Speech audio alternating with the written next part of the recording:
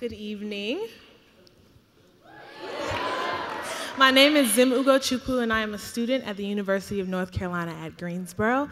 And as you heard earlier, I've been fortunate enough to work with Campus Progress this year as I've sought to build support for the International Civil Rights Museum in Greensboro, as well as support for the involvement of students in local affairs. Now, I have the honor of introducing to you our final speaker of the evening, a young man by the name of William Jefferson Clinton.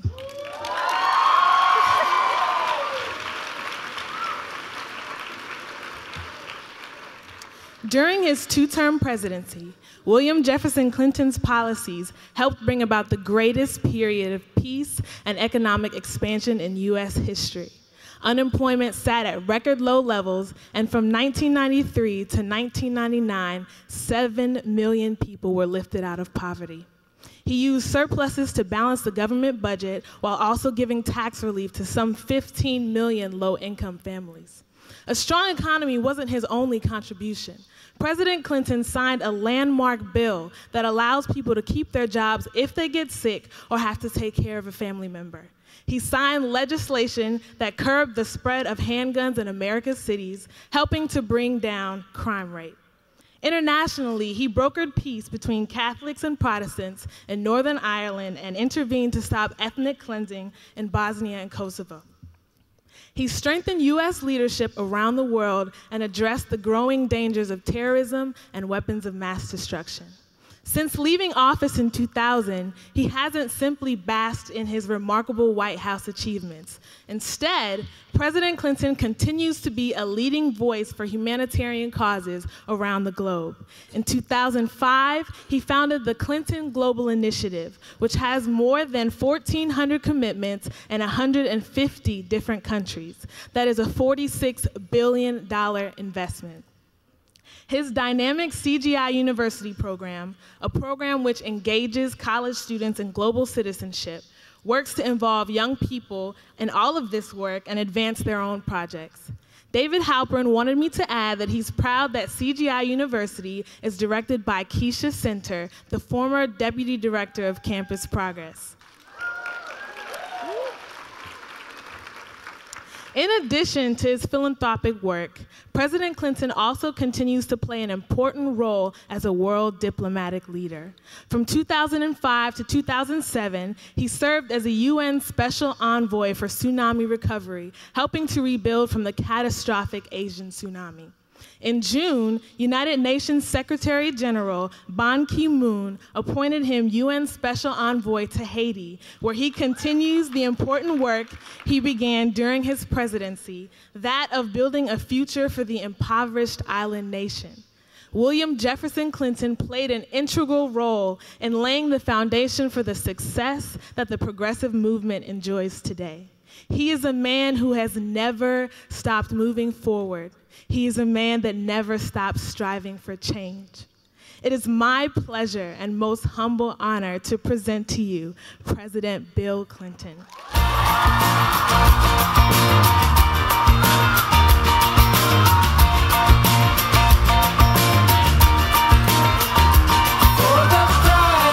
Thank you very much. Thank you. Thank you. Thank you very much. Thank you. Thank you very much. First, Zim gave me such a good introduction, I thought I should not say anything. It's all downhill from here. I want to also say that I was honored to be the closing act for Nancy Pelosi. I'm really proud of the work that she's doing as Speaker, and I appreciate the comments she made and the places where you applauded. I agree.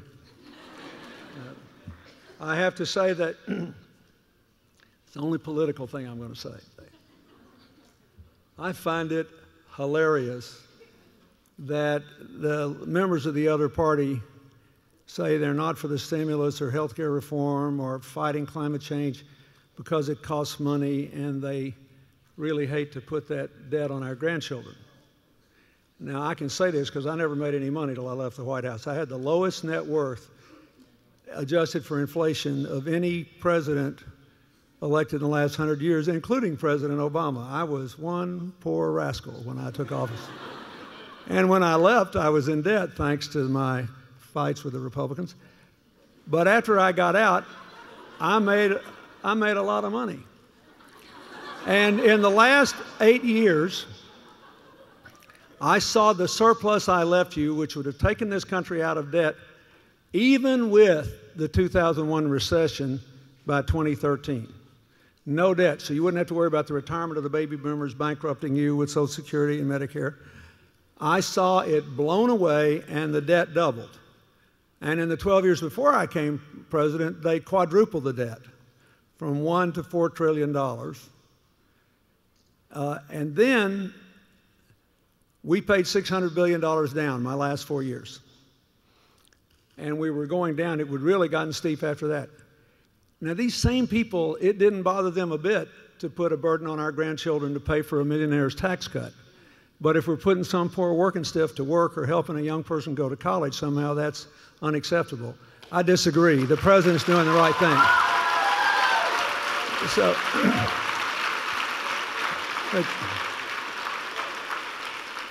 that's not to say I don't worry about the debt. I do. It's a problem. But it's a problem that will have to be addressed after the economy starts to grow again and we start generating revenues. Right now, the president is still confronting this wholesale deflation in asset values, beginning with the housing and going into other things. And the stimulus program was designed to put a floor under that to give the financial reforms time to take hold. And that's what's going on here. If you look at the total borrowing in America, government and private, it's still below the levels necessary to sustain a growing economy. So you should worry about the deficit. And when we come back from this and we start having growth again, if the president and Mr. Summers and Secretary Geithner and the others come to us and tell us they're going to have to take a lot of money out of the economy, even if it means we can't all have what we want when we want it, we should support that too. But not yet. And don't you believe for a moment all these fastidious claims that somehow we should put off education and put off health care and put off dealing with climate change. It will only make it worse. So, having said that,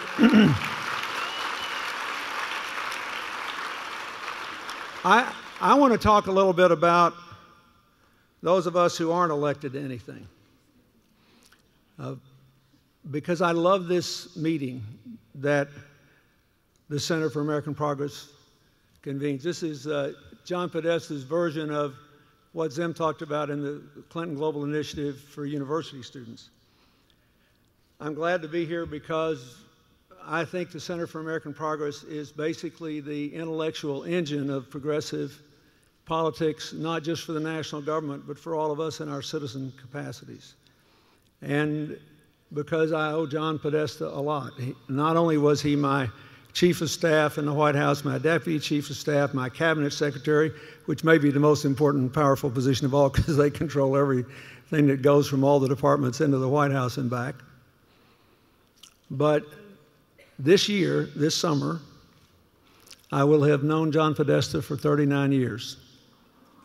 We were 6 when we met.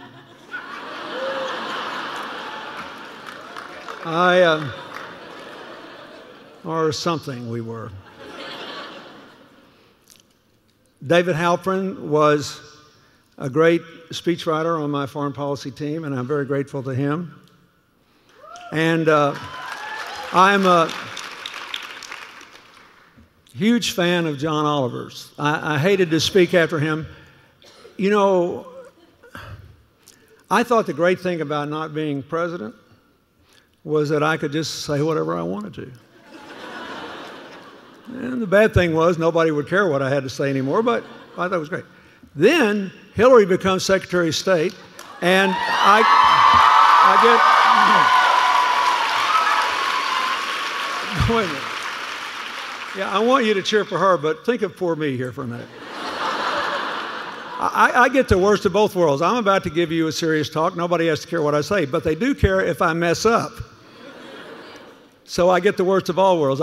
If I say something really helpful, it's not particularly newsworthy. But if I mess up because Hillary's Secretary of State, oh, that's a headline. So now Oliver can say whatever he wants. You know, I'm from Arkansas, and we have all these country jokes. And when I hear Oliver talking, he reminds me of the two dogs watching two kids break dance. And one dog says to the other, if we did that, they'd worm us. That's the way I feel when Oliver talks. They would worm me if I said half of what he says. But he is so funny and so wonderful. And all that dig about the British healthcare system, remember what he said about that? Just imagine what he'd look like if he hadn't had the British healthcare system. Now, I'll have to wear a hair shirt on that because he also attends my CGI University, and I hope he'll come next year if I promise never to say that.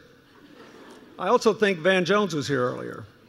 And he's an active participant in the Clinton Global Initiative and a living embodiment of my strong conviction that changing the way we produce and consume energy is the best way to fight global warming, advance national security, and mobilize this country's economic resources for just and decent economic growth in a way that we have not done since we mobilized for World War II. And this time we don't have to shoot anybody. We can just go out and do the right things.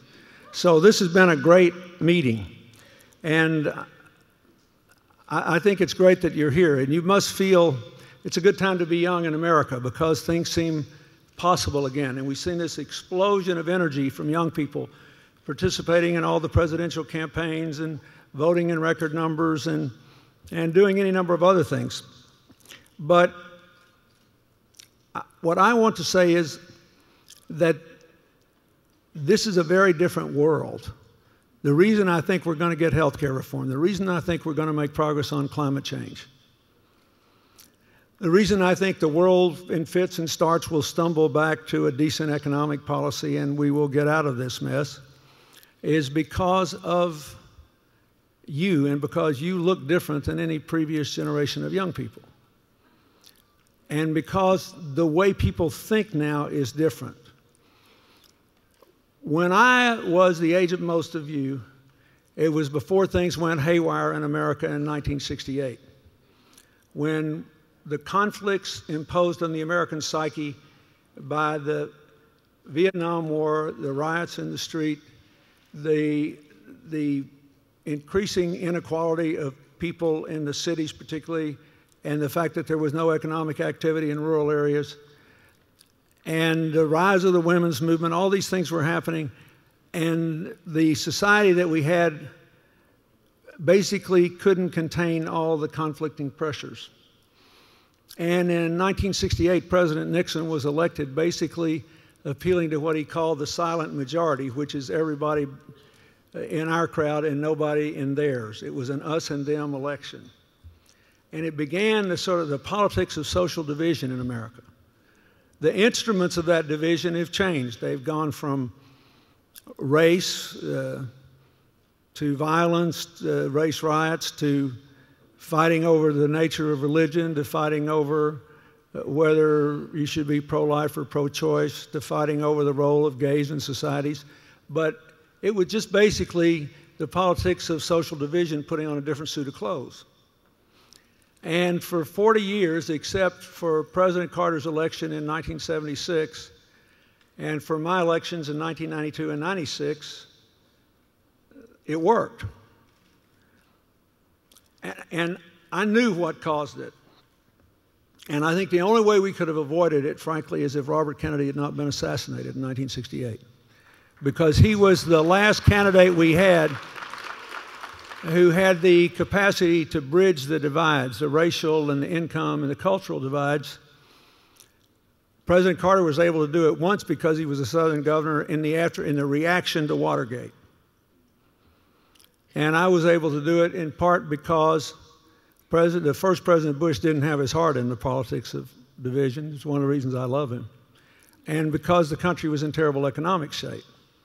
And by then, they had added the second arrow to their quiver, which was essentially a virulent anti-government campaign which was used to redistribute wealth upward. There was no such thing as a bad tax cut, no such thing as a good government program, unless it laid concrete or increased the budget of the Defense Department. So it worked for a long time. Sometime in my second term, the politics of division stopped working as well. Partly because of the performance of the government, partly because America was changing. We were growing more diverse. And if you think about it, just look around this room. This is a much more interesting crowd than it would have been 30 years ago. Right? Right? I mean, the division by gender, by race, by religion, even by the country in which you were born, this is an incredibly diverse crowd.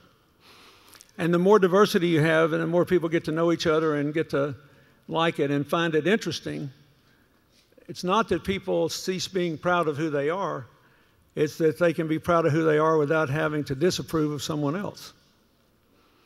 And that builds what I would call, it doesn't make us more liberal, it makes us more communitarian. And it's a very important distinction. It means that there is a role in this debate for what is the best way to fight global warming, what is the best way to achieve universal quality, affordable health care, what is the best way to achieve all these objectives. But we do it, all of us, within an understanding that we're all in this together, we're going up or down together, and it's really dumb to waste a minute's worth of energy fighting about what divides us that has nothing to do with the decisions we have to make about where we're going forward and how we're going forward together. And that is one of the things that made President Obama's election possible. We're not just a black-white country anymore. We're a very diverse country. Hawaii is the only American state that never had a majority race. Now California doesn't. And unless we just shut off all immigration, which is not going to happen, by sometime in your lifetime, somewhere between 2040 and 2050, there will be no majority race in America. And we will be irrevocably a communitarian country. And that's a good thing. Now,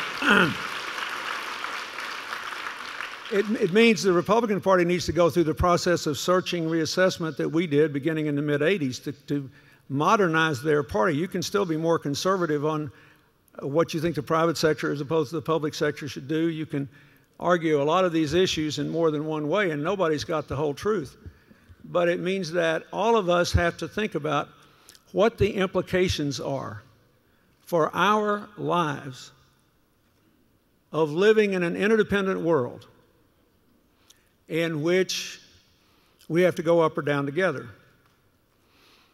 It's not only more interesting, all of you are Exhibit A for what's good about it, it's also more empowering. You have access to more information than ever before. At relatively low cost compared to ancient times, you can travel around the world in ways that you never could before.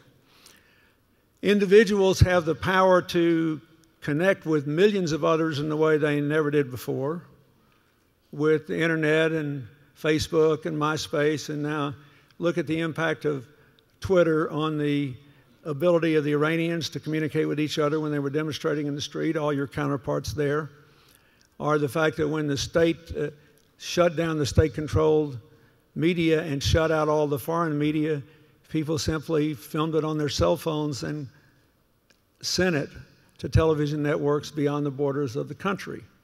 There's a lot of good about this modern world. But there's also a lot about it that is profoundly troubling. The modern world it basically has three huge problems. It is inherently unstable, because when you rip down all the borders and you don't have anything to supplant it, you're vulnerable to terror, to weapons of mass destruction, to swine flu, to the international financial crisis, right? Starts in America, and before you know it, people start looking at bank books in the UK and Ireland, and they're in worse trouble than we are.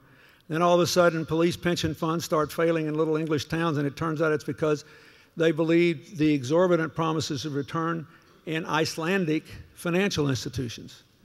And it collapsed all of the Icelandic financial structure and caused the whole government to be thrown out, which was very sad for a lot of us because Iceland was exhibit A in many ways of what was good about the global society. Iceland before this had the highest percentage of self-made millionaires of any European country. So they were harboring the positive and the negative. But the deal's inherently unstable. We shut off the sea lanes that the narco-traffickers in Colombia were using and shut down some of the big narco-trafficking gangs. The good news is the Inter-American Development Bank celebrated its 50th anniversary in Medellin, Colombia, which used to be the drug capital of the world. It belongs to the people of Colombia again. It was safe. We all went there, and it's so beautiful. My first impulse on seeing Medellin was, I now understand why the drug lords wanted it so bad, because it's a beautiful city. But there's a lot of money and power and organization behind it, and borders are porous. So they decided to go the land route over Mexico, and on the way they would stop in Monterrey, Mexico's biggest city, and sell a bunch of drugs there. So now you have kids being shot in drive-by shootings in Monterrey the way they were in Los Angeles in the early 80s. And because under the previous administration they allowed the assault weapons ban I put in to expire, these drug cartels come across the Rio Grande River by 50 caliber rifles, which will blow a hole in the wall of this hotel. And assault weapons, and they outgun the Mexican police and military that are risking their lives to keep you from being exposed to coke. It's a very interdependent world that's inherently unstable. Second problem is it's way too unequal. Half the world's people are still living on less than $2 a day. That's a lot of people. I just got off the plane from Haiti before I came here where I'm working. In Haiti, more than 70% of the people live on less than $2 a day. They're our neighbors. A billion people live on less than $1 a day. Almost a billion people go to bed hungry every night. 2.5 billion people have no access to sanitation. Within America, before the financial crisis on September the 15th, before that, 2/3 of the American people had incomes that, adjusted for inflation, were lower than they were the day I left office. And this is unbelievable. 90% of the income benefits of the last decade in America went to the top 10% of us, 43% to the top 1% of us. You cannot sustain a movement toward freedom and democracy and openness with that kind of inequality. And you know what the healthcare numbers are like. 1/4 of all the people who die this year on earth from everything, natural disasters, crime, cancer, heart attacks, all of it, in the world will be from AIDS, TB, malaria, and infections related to dirty water. Those are the diseases of the poor. Only a handful of people in America will die this year from AIDS if they don't take their medicine as they should, or they'll have a unique biochemistry that can't be adjusted to the available drugs. Otherwise, nobody dies of AIDS anymore except the poor who don't get the medicine, primarily, even though we've cut the cost, because they have no health systems. Nobody's there to test them. Nobody's there to evaluate whether, if they got the medicine, it works or not, or change it. So these are very serious problems of inequality in America and throughout the world. And finally, the whole edifice of the modern world is completely unsustainable because of climate change. And it's true there are a few respectable climate skeptics, including the 83-year-old physicist Freeman Dyson, who supported, campaigned for, and voted for President Obama. He just thinks that he's not sure it's all that bad. But they're less than 5% of the number of reputable scientists. Do you really want to gamble your future and your children's future on the fact that fewer than 5% of the people that understand this issue are right? When, if you follow the 95%, it could spark an economic explosion that would enable us to be both more stable and more equal. That's what we have to understand. So, what does all that mean for you?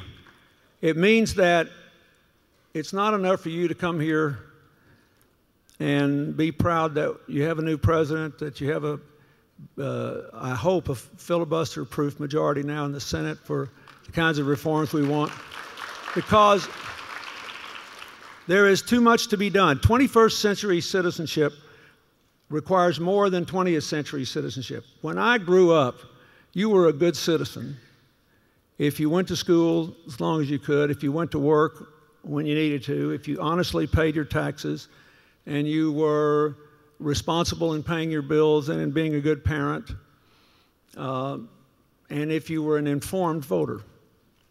That was the definition of good citizenship. Now you also have to be a public servant as a private citizen. We all have to find some way to advance the public good as private citizens. That's really what this meeting is about. I was glad that the President invited me the other day to the signing of the bill which expanded AmeriCorps. That was one of the proudest moments of my life, was signing that AmeriCorps bill, because I had campaigned all over America on it, written about it in the book Al Gore and I prepared for the '92 campaign. And I advocated that we eventually serve 250,000 young people a year, give them a chance to serve and earn money to go to college. But now, more than 700,000 young people have served in AmeriCorps. But by 2017, under the bill the President signed, we'll be up to 250,000 a year, 25 years after I first advocated it. And that's really a good thing. The biggest AmeriCorps partner is City Year, and since I left office, I've helped City Year to start chapters in Johannesburg, South Africa, Little Rock, Arkansas, which my library houses. I give them their headquarters, and New Orleans after Katrina. The CGIU you've heard about in the introduction, but we've now had one at Tulane in New Orleans. And now in the lower Ninth Ward, Brad Pitt and his foundation, I'm sure you read about this, are building hurricane-resistant, low-cost, energy-efficient housing on lots that were cleared by the young college students who came from all over the world to come to CGIU. We cleared the lots that they now are building on. And this year, we met in Austin, Texas. And it was great. We had kids from 50 countries in all 50 states. And we did a service project at the end after people made their commitments. And the commitments were amazing.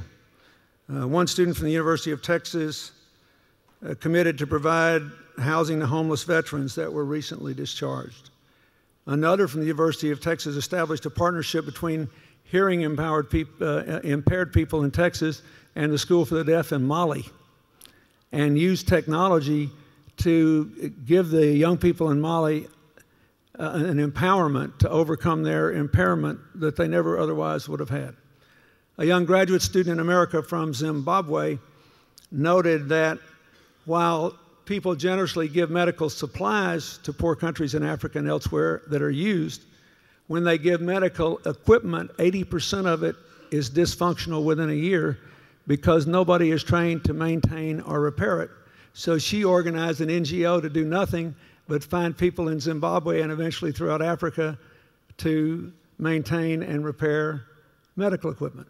Sounds simple. The reason I give you these examples is none of this requires much money.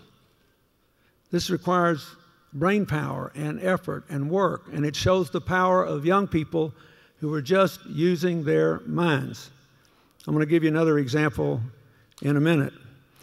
When I built my library, we established the School of Public Service at the University of Arkansas, which is the only institution of higher education in the entire country that gives a graduate degree not in public policy, but in public service. And one half the curriculum is practicum, it's doing. Because I think it is so important to ingrain in everybody their power, their potential, and their obligation to solve problems. So I'm really thrilled to be here. But I also want to say this. Remember the debate on the stimulus. I agree with everything Nancy Pelosi said. I've already told you this.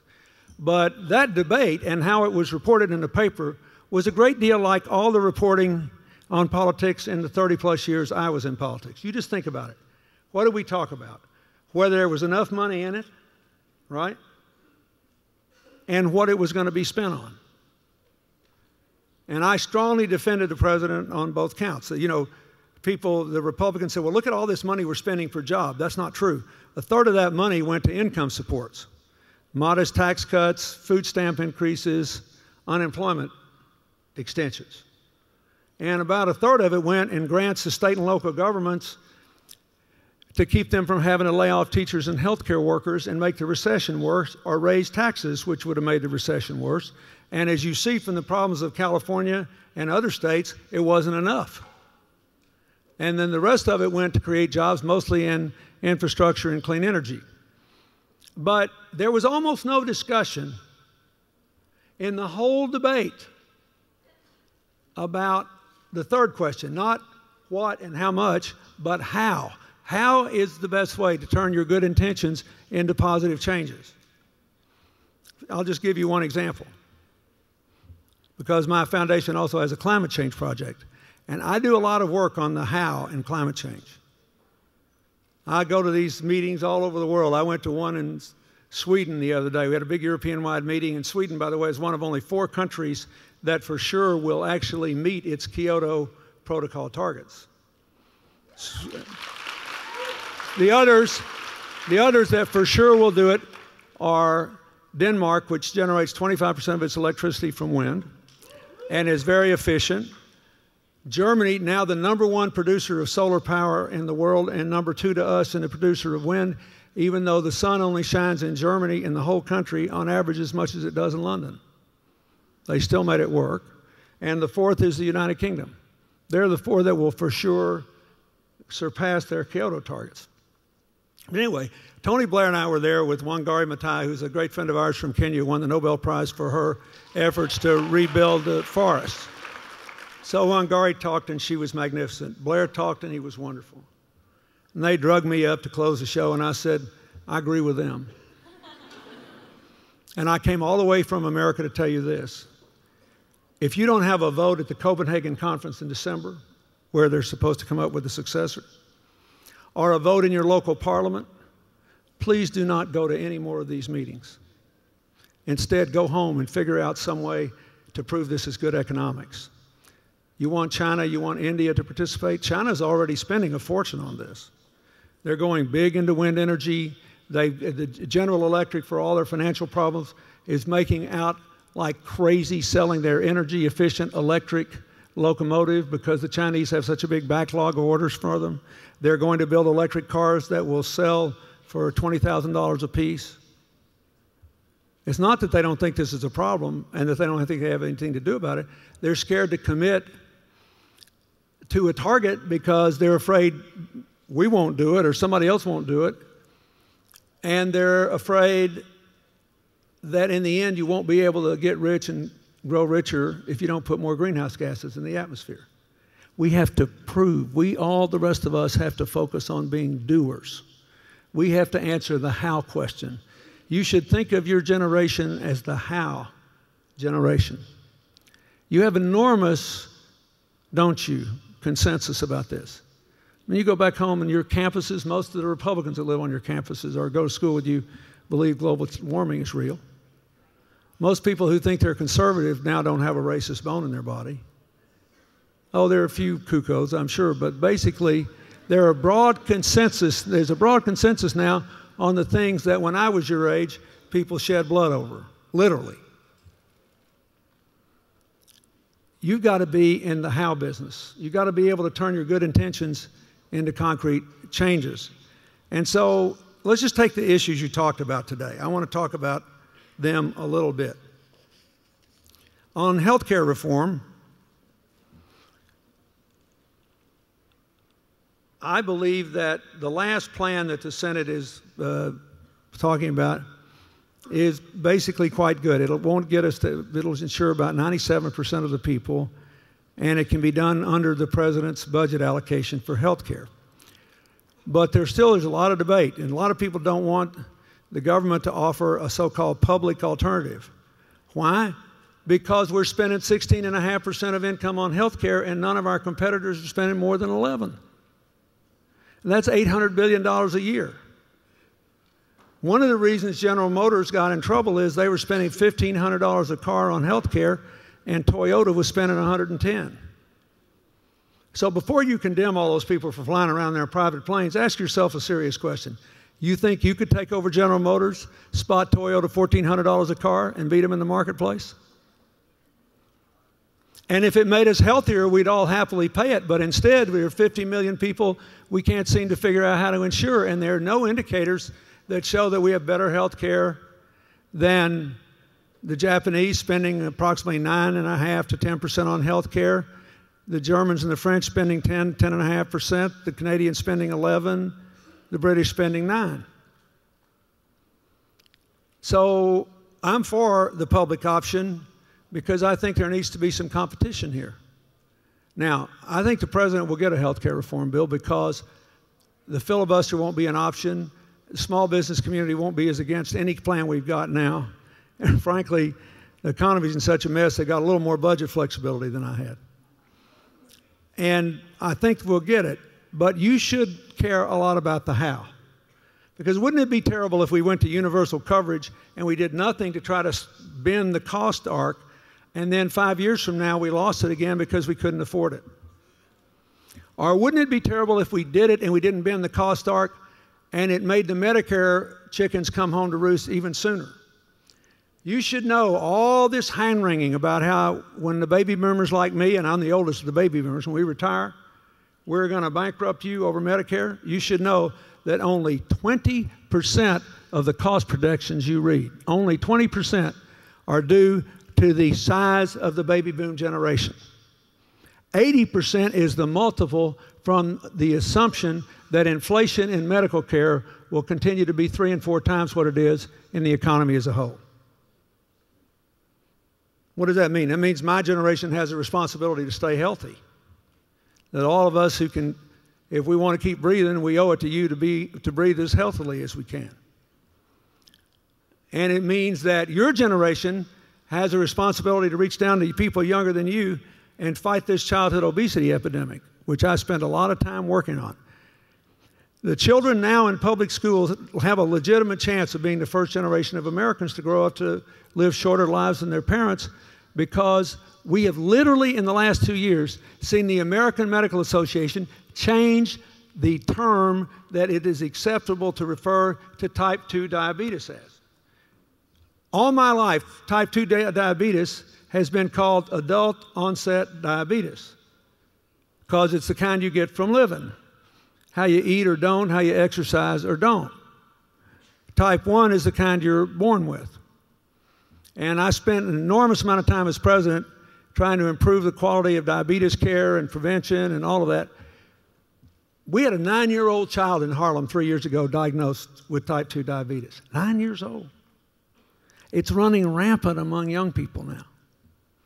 You should worry about this. It's the biggest public health problem in America your generation will face. So, yes, I favor a public health option.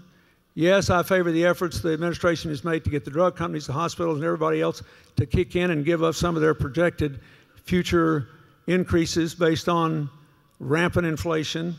And yes, I favor organizing the society so that old people stay healthier and young people don't get diabetes. Otherwise, we'll pass this health care plan, and 5 years from now, we'll be back to the drawing board. Just at the time a lot of you will be having your first children, you'll be worried sick about the future of your children. So you need to focus on the how. Same thing is true on the energy. And every college, my foundation has a lot of partners. We work with 40 big cities around the world. I just went to Seoul, Korea, and we announced 16 projects in 10 cities on 5 continents that are real estate projects. We're going to housing projects, commercial developments, or mixed use. All of them are going to be carbon positive. They'll produce more clean energy than they use. But the real low-hanging fruit in fighting climate change today in America is building retrofits. About 1/3 of our greenhouse gases are emitted from transportation, about 45% from buildings of all kinds, about 25% from various manufacturing processes, and agriculture. And the reason that a lot of these building retrofits are not economical is that the financing is not parallel with the financing of power plants. So wherever you live, if somebody wants to build a coal-fired power plant, they can finance it over 20 years. If they want to build a nuclear plant, they can probably get financing over 30 years, and the ratepayers pay for it. We just announced that we worked on the retrofit of the Empire State Building, a symbol of America, and probably since the falling of the Twin Towers, the building outside Washington, D.C. that most symbolizes America. Built in the teeth of the Depression in 1931. It's an energy guzzler. It has to be fixed anyway. For $33 million, we're going to cut their greenhouse gas emissions by 38%. It will lower the electric bill by $4.5 million and have the equivalent impact of taking 19,000 cars off the road and create a huge number of jobs. Now, that will be financed, and you do the math. It'll be financed in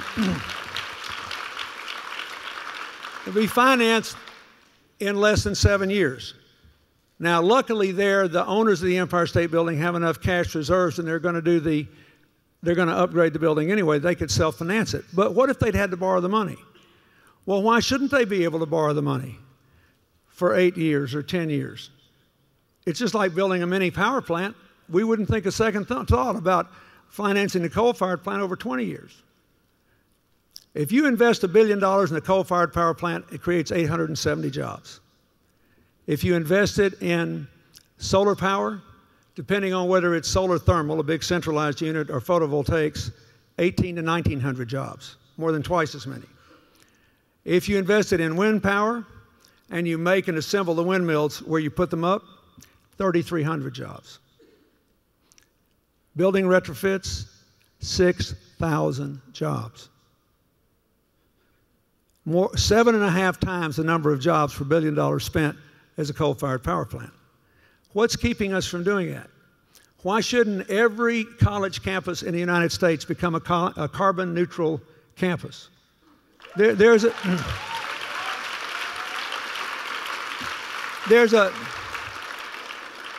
small college in Vermont that specializes in environmental studies that I believe was the first carbon-neutral campus in America. But everybody ought to be. You just have to work out the financing. Before the financial collapse, I had gotten 5 banks to commit $5 billion to doing this work and letting all of it be paid off just with the utility savings. So there'd be no more out-of-pocket costs to any local, state, or national government building, or any public school building, or any college building, or any hospital. But I have to wait for the financing to come back to be able to do it. But everyone, you want to do something about this? It's good if you sign petitions and go to meetings and clap for people who say what you agree with. Better if you make your campus carbon neutral. Then you don't have to say anything, especially if your campus is located in a district with a Republican congressman. Think about it. They'll be under all this pressure. Oh, this is not economical. It can't be done. Then instead of saying, please do this because I don't want the planet to burn up for my children, you say, you know, on our campus we created 150 new jobs and we reduced our power bills this much, and now we have avoided the following increases in tuition. Why are you against this? Better argument, don't you think? For people who don't agree with us already. Let me just deal with one other issue, because I know that you talked a lot about this, and that's the college access issue. College costs, while healthcare costs doubled in the last decade, college costs went up 75% after inflation. It was the second biggest item in a family's budget. Now, in 1998, when John was my chief of staff, we passed through a Republican Congress the biggest increase in college aid since the GI Bill. We had tax credits for all 4 years of college and all graduate schools called Hope Scholarships. We went up to 1 million work-study positions. We increased the Pell Grants. We had all kinds of college aid for people that, you know, from poor people came from poor families to people who came from solid middle income families, even at the upper ranges of middle income. It was the biggest increase in 50 years.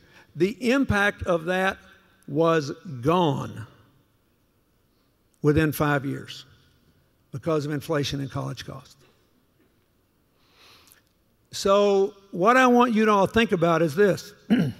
2006, the Democrats won a majority, and then they proceeded to pass another big college aid bill that in dollar terms was as big or bigger than the one I passed in '98. But if we don't do something to bend the cost curve to figure out what's the matter with the delivery system, we'll be right back in the soup. Now, most of you will be out of college by then, but a lot of you will have big debts that'll be a pain to pay. A lot of you may forego going to medical school or some other graduate school because you think you won't be able to repay your debt. And already the consequences to your country's economic future are dramatic. When I left office, we still enjoyed the distinction we had had since the passage of the GI Bill at the end of World War II. From that day till 2001, we ranked first in the world in the percentage of our residents ages 25 to 34 with four-year college degrees. And we were a magnet for people from all over the world to come. So after 2001, we, I think mistakenly, made it too hard for foreign students to come here and go to college. And the cost base was still built in, which added to the inflation in the rest of the students' cost.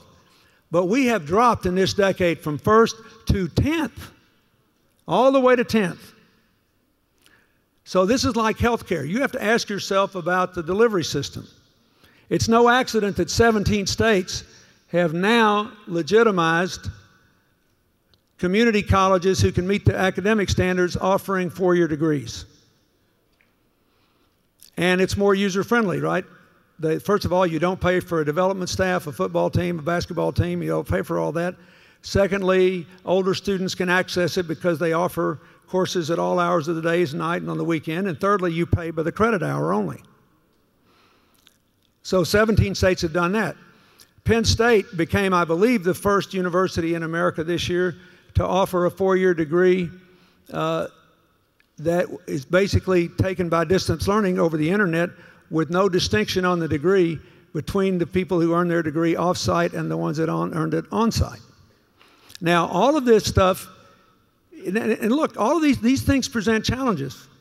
What kind of tests do you give? All the tests have to be open book tests. How do you enforce it? What do you know? How do you know this person did it instead of somebody else? I mean, none of these options are free of challenges.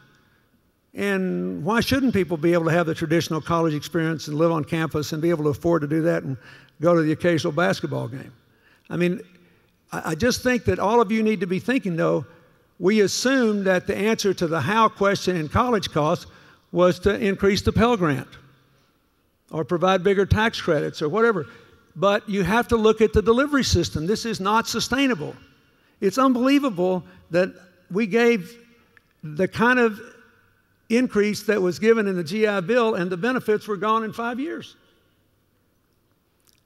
And so I want you to be able to come back here when you're my age. I want you to be able to go to meetings like this and see your children or grandchildren there and see even more diversity, even more sense of community and the most peaceful, prosperous time in human history. And if you're going to do that, you're going to have to be able to answer these how questions.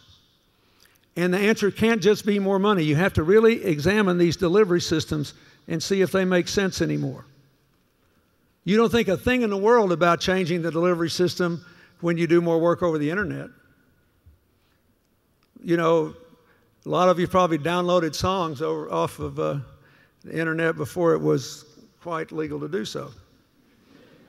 Is Kindle a good or a bad thing? I'm probably too old to hurt the book industry with Kindle because I like holding a book in my hand and filling my bookshelves. But it's a good thing. It'll help to spread knowledge and it adds to convenience and all that, but it changed the delivery system of information. You think about the really great, most profitable advances in information technology, what do? They change the delivery system. Same product, different delivery system. And so I want you to think about that when it comes to energy, when it comes to healthcare, and when it comes to higher education, because your life is going to be shaped by America's success or failure in doing this.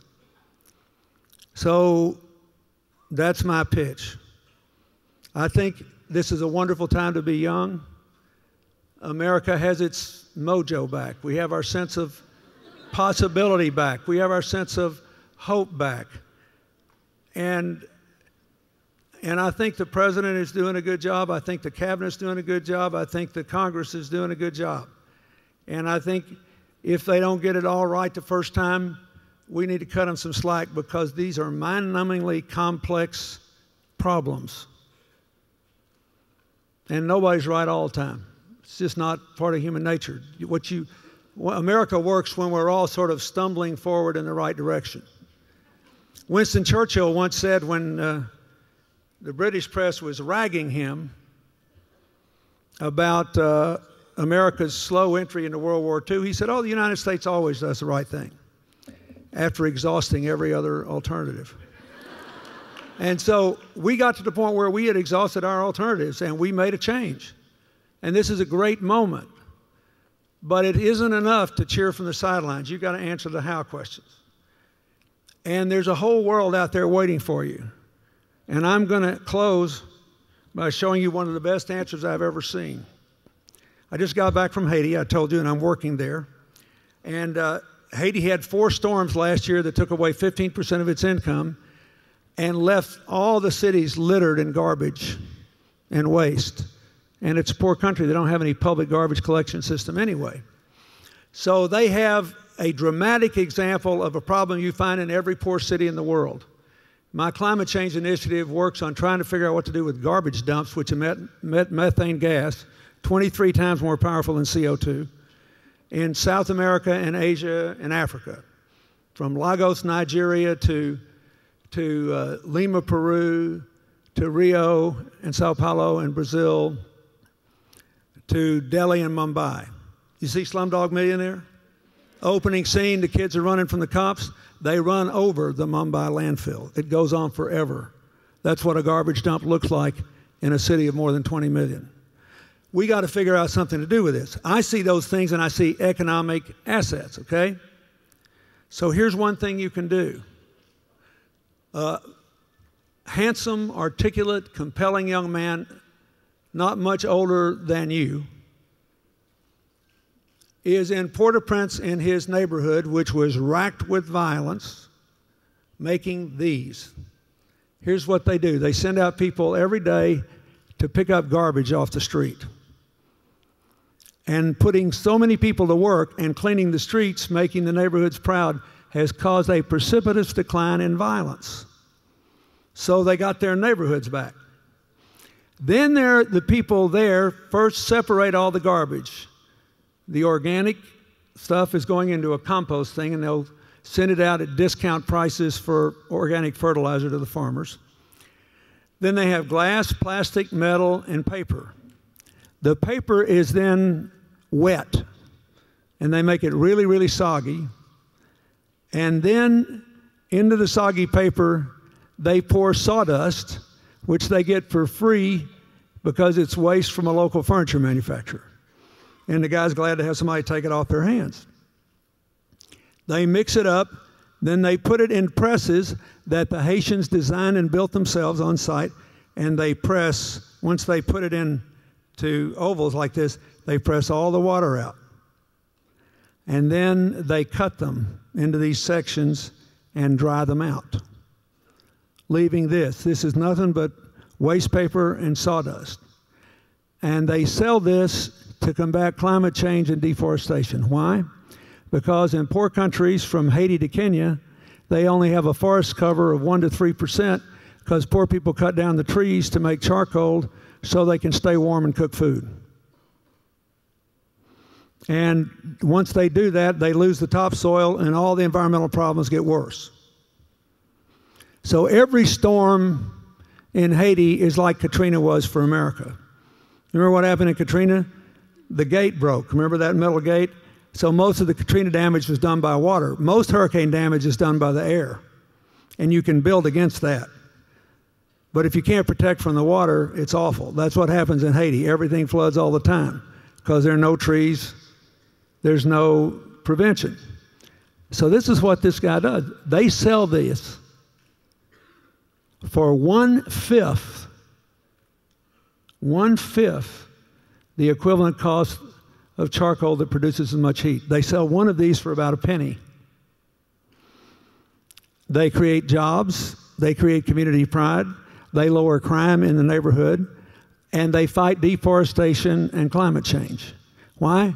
Because a guy with his neighbors, there are 8 people that I met on this local council, answered the how question. Now, this may not be as sexy as a pretty speech. It may not be as interesting as a new movie. But this little thing here could save the 9 million people who live in that poor country a world of misery. So when you go home, I want you to think about that. Every one of you has got an answer like this inside you. And if we come up with enough of them, you're going to live in the most interesting time in human history. Thank you, and God bless you.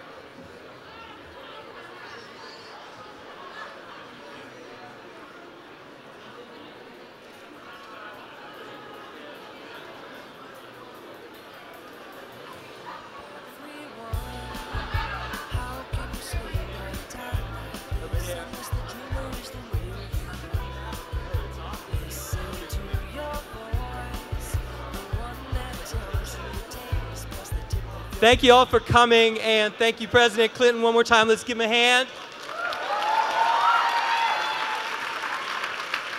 Thank all our speakers. Thank everybody who organized this. Please keep pushing for change, and we'll see you outside. We're going to have a party, and we'd love to see all of you there.